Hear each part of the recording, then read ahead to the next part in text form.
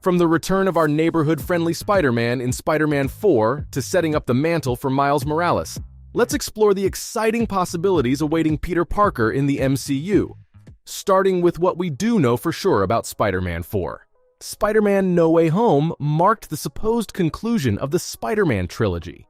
You might remember all the buzz about who holds the rights to our friendly neighborhood hero and whether he will remain in the MCU. It's like a tug-of-war between Sony and Marvel, but fear not! Kevin Feige, the mastermind behind the MCU, put those speculations to rest. He dropped the bombshell that a new Spider-Man flick was in the works. But hold your web shooters, we don't have any release dates or official mentions of Spidey in the upcoming MCU phases. Why? That's because Sony gets to call the shots regarding the releases. Now, let's get to the juicy part. What does the future hold for Peter Parker? According to Spider-Man producer Amy Pascal, we're in for a shift away from the multiverse and towards a more neighborhood-friendly Spider-Man. In Spider-Man No Way Home, Peter Parker's big sacrifice left him all alone in the world, creating an intriguing setup for what's to come. Picture this: a college-going Peter Parker grapples with the loneliness of his new reality. With his support system gone, he'll need to find a way to make ends meet. We all know what that usually means for Peter: a new job. I think we all have a pretty fair idea of what that might be. It's exciting to see Spider-Man return to his roots, focusing on his character's more grounded and relatable aspects. But does the return to his roots lead to the return of the iconic Black Spider-Man? The possibility of the return of the iconic black suit is at its highest.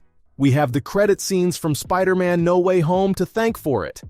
In those scenes, we see Tom Hardy's Venom pop into the MCU momentarily before zapping back to his universe. But here's the kicker: a little piece of his symbiote gets left behind. You're probably wondering how this stray symbiote found its way to Peter Parker. Although the whole memory wiping spell, symbiotes are pretty darn clever creatures. They aren't precisely affected by all those magical spells. Spidey had already intrigued them after they caught him on the news. There's a chance this leftover piece might find its way to Peter Parker. It won't be a walk in the park for Peter in Spider-Man 4. The consequences of his decisions in No Way Home will hit him hard. He's filled with anger and regret and inching closer to his darker side, especially after that close call with the Green Goblin. That's the perfect moment for him to bond with the symbiote. It sets up the perfect stage for Spider-Man versus Venom. The rumors of a Spider-Man versus Venom movie have been swirling around for quite some time. Tom Hardy himself confirmed the news through an Instagram post. He's been teasing us about how his final Venom movie will be a crossover with Spider-Man. Talk about getting us excited! The post-credits scene of Venom Let There Be Carnage brought the story up to speed by hinting at Tom Hardy's Venom being transported into the MCU. But wait, the post-credits scene in No Way Home threw us a curveball, as Tom Hardy's Venom got sent back to the Sonyverse, leaving behind a little symbiote as a souvenir. The origin story of the symbiote begins with Spider-Man rejecting it, creating a deep-seated hatred for him. Marvel could follow that storyline with this stray piece of a symbiote, sticking to the origins we know and love. It's like they're keeping us on a web-slinging roller coaster of speculation. But here's where things get even more enjoyable for some and disappointing for others.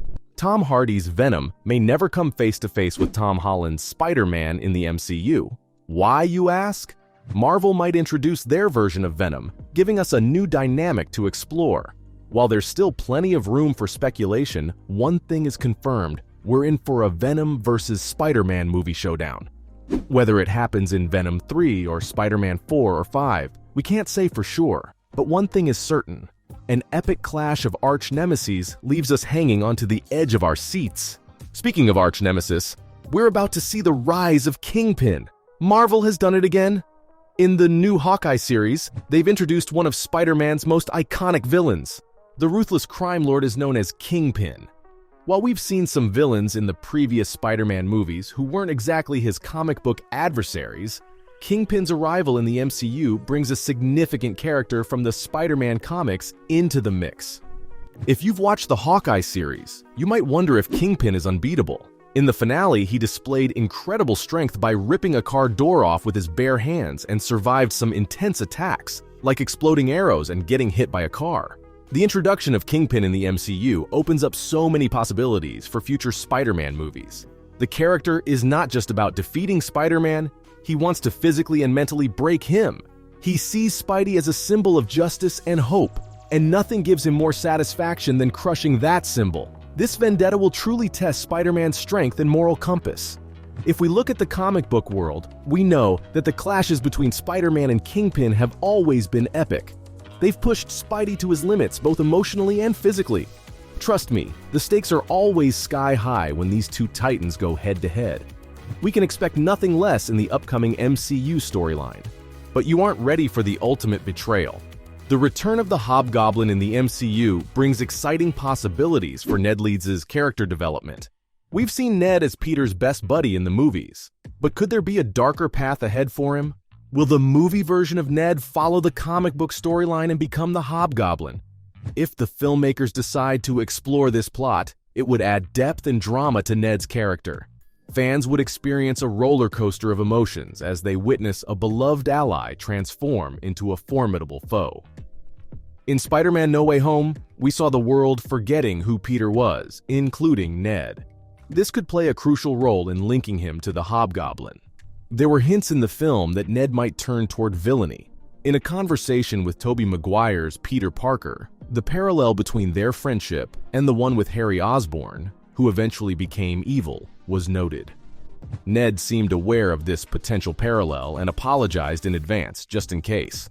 The possible transformation of Ned into the Hobgoblin would add complexity to the narrative and give us a fresh perspective on his character.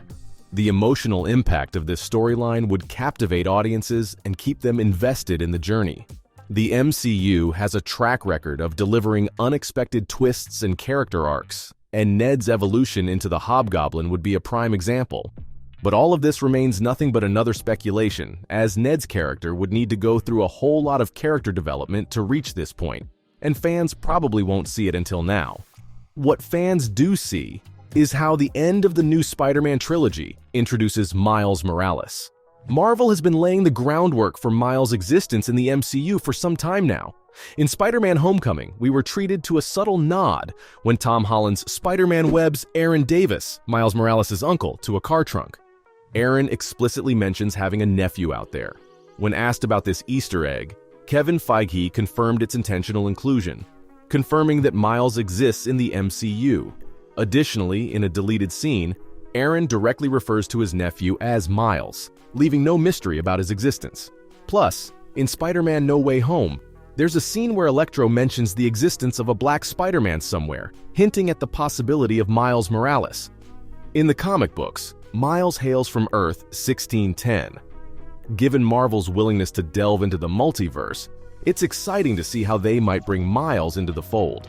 As fans eagerly await the introduction of Miles Morales, it's clear that Marvel has been intentional about laying the foundation for his character's arrival. Including subtle references and hints across multiple films has sparked fan anticipation and speculation.